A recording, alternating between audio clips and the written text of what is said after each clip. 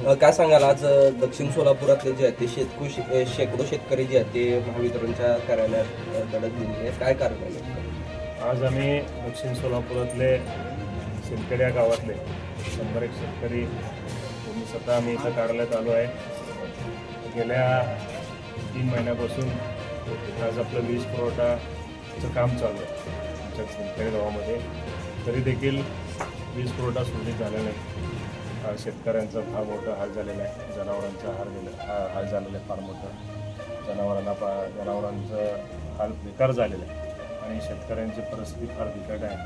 हे आता आम्ही आमचे जे वडकपाळचे शिक्षणचे जे जगदाने साहेब आहेत, कनिष्ठ अभियंता आहे, त्यांच्यावर तात्काळ कारवाई करावं, निलंबित करावं ही अशी मागणी आम्ही मान्य साहेबांना केलेली आहे. कारण त्यांना भरपूर वेळ आता भेटलो होतं वीज पुरवठा सुरळीत करण्यासाठी, तरी देखील त्यांच्या हातून ते काम झालं नाही.